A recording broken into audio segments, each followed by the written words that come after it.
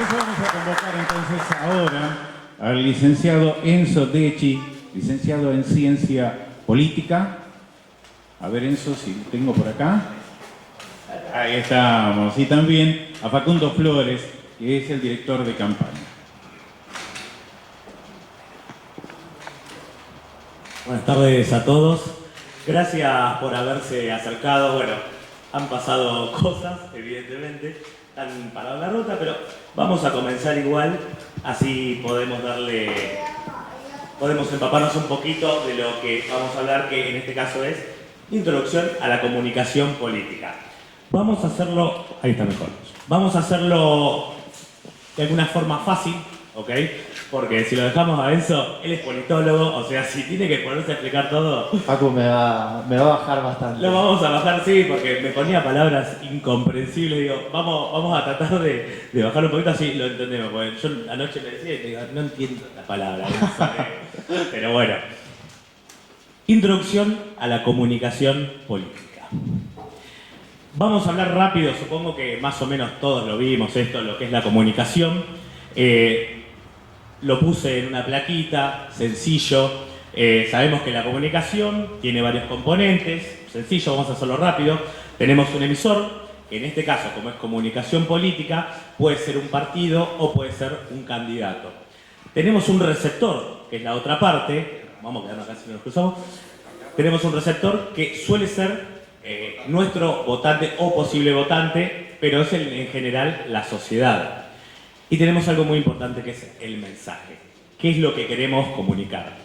Ahí tenemos, por ejemplo, un ejemplo, que puede ser una recorrida por barrios, puede ser una recorrida, una reunión con empresarios, puede ser un evento desde una jornada ambiental, desde ir a pintar plazas, desde una comunicación de prensa. Son varios los mensajes que podemos comunicar. Claramente tenemos un canal donde vamos a comunicar esto, puede ser en diarios, puede ser en redes sociales, nuestro gran aliado, y tenemos un código. El código que es fundamental esto, que generalmente muchos lo dejan de lado, que es cómo lo voy a comunicar, ¿bien? ¿En qué lenguaje lo voy a comunicar? Un lenguaje que sea formal, por ejemplo, para los diarios, gacetillas de prensa, donde, digamos, o sea, tiene que ser una invitación formal. Es como cuando te llega la invitación por sobre, ok. Pero también tenemos otro tipo de código a utilizar simultáneo, que puede ser o es muy usado en redes sociales, en posteos, en invitación, que es un código o un lenguaje mucho más sencillo. Generalmente lo hacemos con videitos. He visto, bueno, la gente de GESEL que se filma mucho, que se filma mucho selfie. Bien, bienvenido a GESEL. Que realmente es un gran ejemplo de cómo construir esa comunicación desde un lugar mucho más sencillo para alcanzar a toda la gente. Pero sobre todo tenemos un contexto. Y en el contexto es político. ¿Puedes explicarnos un poquito, Enzo, de lo que es el contexto político? Sí, Facu, bueno, que el contexto sea político es lo que nos introduce a la comunicación política. Digamos que el formato sigue siendo el mismo, pero lo que cambia precisamente son quiénes son los emisores, los receptores, bueno, todo lo que está marcado entre paréntesis. El contexto político quiere decir cuando el mensaje está dirigido desde instituciones políticas y dirigido a personas en calidad de votantes, ¿no? Las personas tienen como muchos roles. Bueno, ¿cuáles son? O sea, ¿quiénes producen principalmente la comunicación política? Porque justo habló de instituciones políticas. Claro. O sea, ¿qué es una institución política? Definir esto primero. Exactamente. Una institución política es cualquier actor o ente que tiene una conducta política en el tiempo, digamos.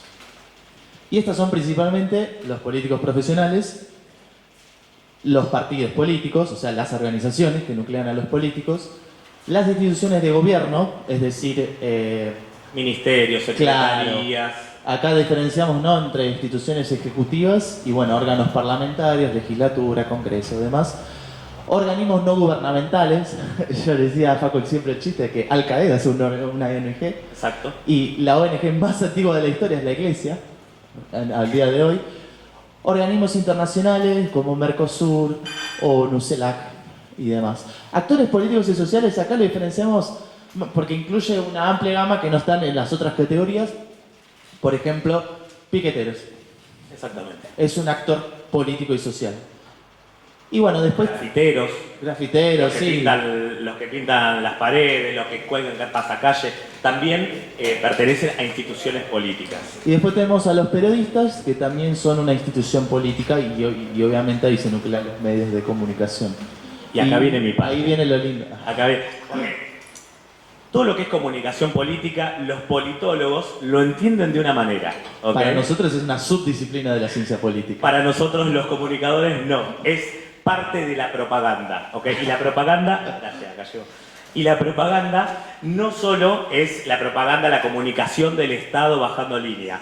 Hay varias formas de propaganda. Por eso, dentro del contexto, hablábamos de puede ser en elecciones o puede ser en gestión.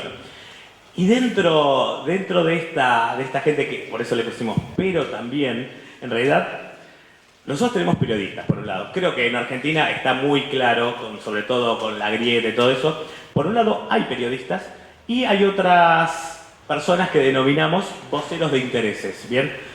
Realmente, dentro de los canales está bastante claro quiénes son. Ya sabemos a quién responde TN, a quién responde C5N, a quién responde Crónica, América 2. Estos voceros de intereses también existen, que generalmente son no los periodistas que informan una noticia, sino los que generan opinión.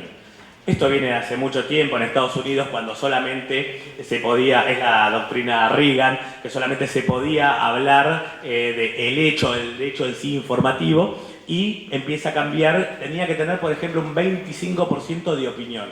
Con la doctrina Reagan se corta todo esto y la opinión puede suplantar a la información. En Argentina, en Brasil fue hace 20 años que se empezó a usar, 25, 30 casi. En Argentina hace 15 años más o menos, cuando se empezó a picar todos los partidos políticos. Dentro de las instituciones políticas, también tenemos los trolls en las redes sociales. También son un generador de comunicación política. Tenemos los blogs, que son los youtubers, esa onda, y tenemos influencers también, que no necesariamente pueden estar blanqueados que están en un partido, pero un Santi Maratea, exacto, por ejemplo, Santi Maratea. Hay unos cuantos que responden a ciertas líneas políticas. Obviamente también pasan a ser voceros de intereses. Pero bueno, nosotros tenemos la discusión todos los días cuando generamos estrategias, tácticas en Construyendo, sobre la visión de la comunicación, porque los politólogos lo entienden de una manera y nosotros los comunicadores lo entendemos de otra. Pero bueno, es interdisciplinario. Exactamente. Y se complementa bastante bien. Más o menos, ese nos peleamos. Todo se puede. Pero bueno. Seguimos con esta parte importante porque estamos haciendo por ahora un marco teórico de lo que es la comunicación política. ¿Para qué producimos comunicación política? ¿Lo explicás desde politólogo o lo explico desde comunicador? Si querés dar tu versión, después yo doy la Dale, tuya. ok. Dale. Tenemos principalmente crear sentido común acorde con nuestros objetivos. ¿Qué es lo que dice ahí? El sentido común es todo en la política. Generalmente se expresa, hay dos formas, hay dos canales. Uno que es desde una comunicación oficial en un diario, por ejemplo en un portal digital, pero también ese sentido común lo crean los comentarios. ¿Ok? Esos comentarios pueden ser, digamos, con muy buena leche, o sea, gente normal, criticando, exponiendo su punto de vista. Generalmente en noticias políticas está conducido a través de militantes, de trolls. Lo vemos en cualquier noticia en realidad, cuando entramos y pongámosle caso el gobierno actual o el anterior, no, los macristas son todos unos guachos de mierda, o son todos peronistas, empobrecedores. Siempre tenemos, eso es crear sentido común también, no solo en la noticia. Hoy tenemos que también esos comentarios están creando más sentido común que la misma información que baja, ¿bien? Depende en qué medio también, porque una cosa es que lo de un mismo hecho lo narre TN y otro mismo hecho lo narre C5N, que también están creando sentido común. La importancia del sentido común es que va a expresar nuestra forma de verlo como partido, en este caso, por ejemplo, calles en Mar del Plata, el tema de los baches que hay.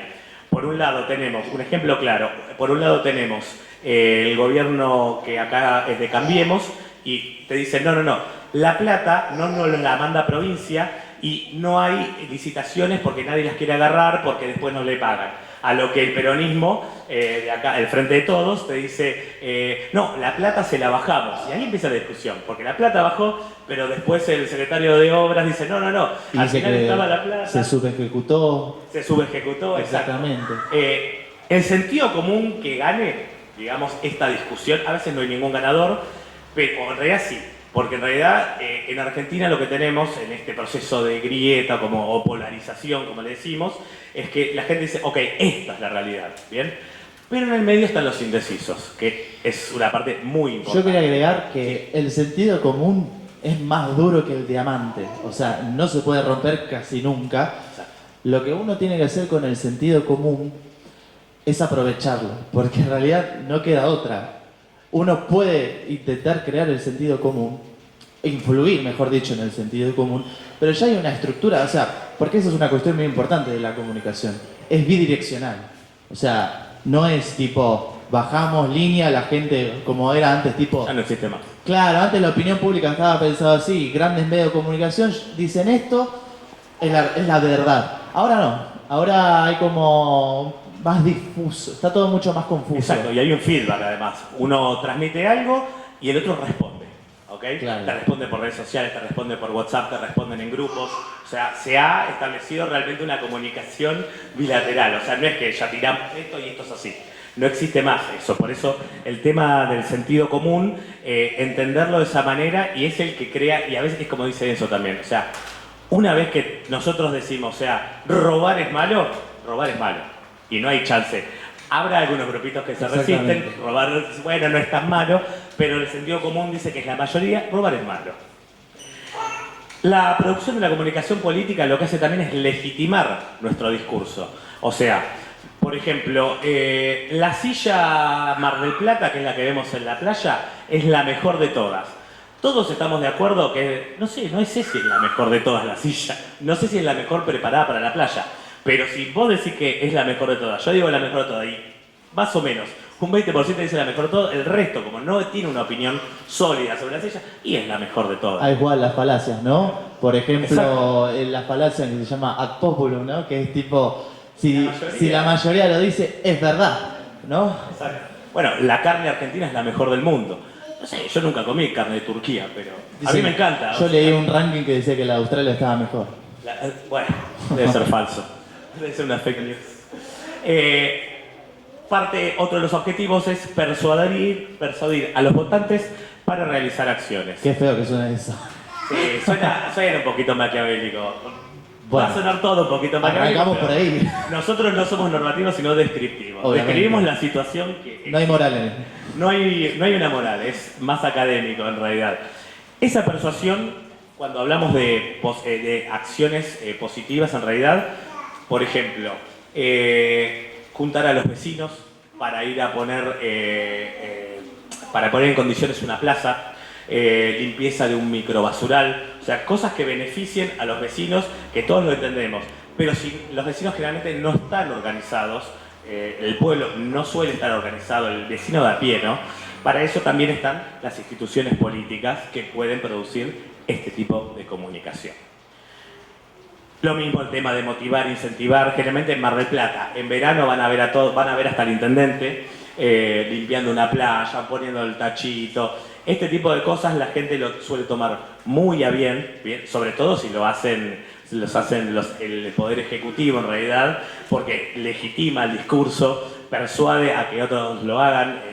Yo quiero agregar que hay una predisposición igual a confiar en alguien y creer en alguien. O sea, Y sí. si a vos te gusta el intendente y lo ves limpiando la playa, vas a confirmar lo que ya pensabas de antemano. O sea... Es el mejor intendente. Exactamente. O sea, así funciona casi todo. Sí. Por eso hablamos del sentido común, lo importante que es. Exactamente. Pero el sentido común también guarda algo muy peligroso. Hay gente que quizás escucha a Alejandro Dolina y habla sobre el sentido común y dice que es de las cuestiones más peligrosas de todas porque se puede justificar cualquier cosa con esto. Y no depende de una cuestión necesariamente legal o ética, sino más bien moral. Por ejemplo, tema muy controversial, el tema de la edad de